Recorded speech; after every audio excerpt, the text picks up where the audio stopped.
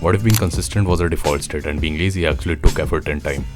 It's the same concept as the couples who are in a healthy relationship expect all the goody behavior from each other all the time, and when they misbehave, they are actually sad.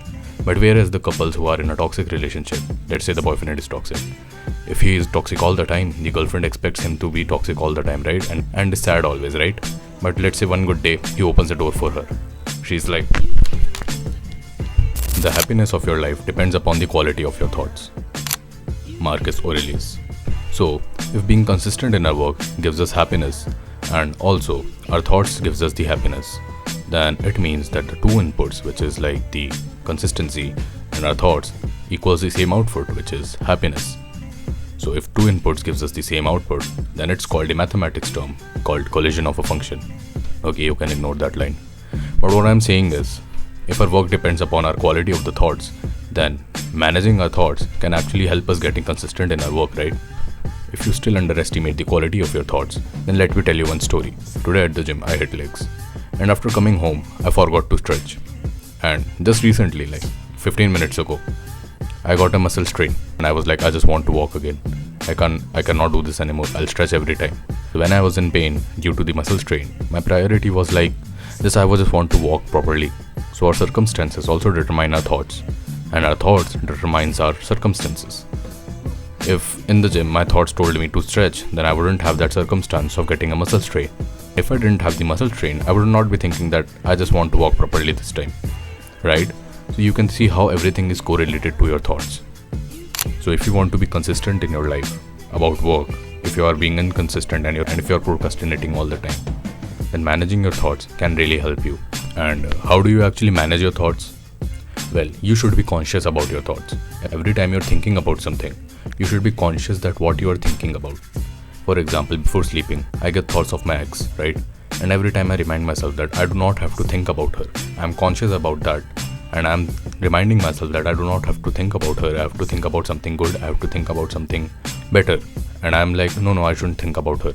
Yeah, let's do affirmations. I'll say that tomorrow is going to be a good day. Today's day was better. And all that shit, right? So being conscious about your thoughts really helps me to actually think about the work and be consistent. Because whenever I feel like I want to procrastinate, I'm like, no, I should do this.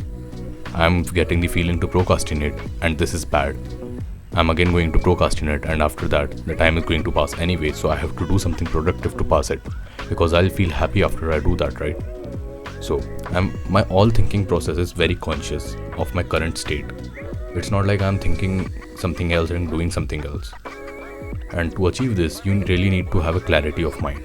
And for that, you should be on a dopamine detox, because if your dopamine receptors are fried, then you would not have the clarity of the mind that is actually needed to focus on your work, right?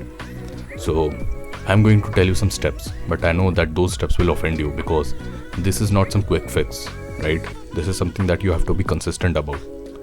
So the first thing would be meditation.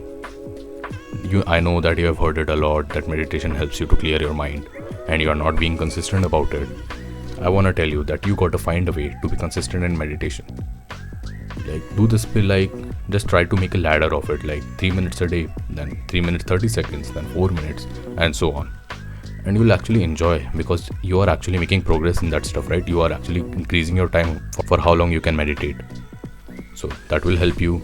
Meditation is itself a good practice. And the second thing would be journaling.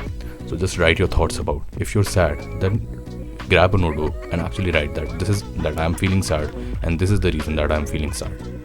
And that will actually make you conscious about your own state.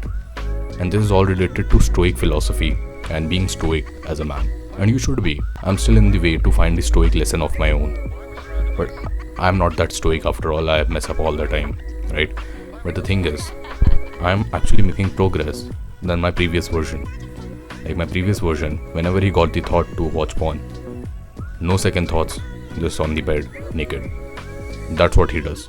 But now, I'm like, no, I'm getting the urges, and I should feel it, and I should let it go. It's just like hunger. Hunger is caused due to a molecule called something serotonin, like something like that, right? But after a while, it will go just like hunger. And that's what my thought process is at that time. So you should do that too, and it will help you a lot. And until then, bye.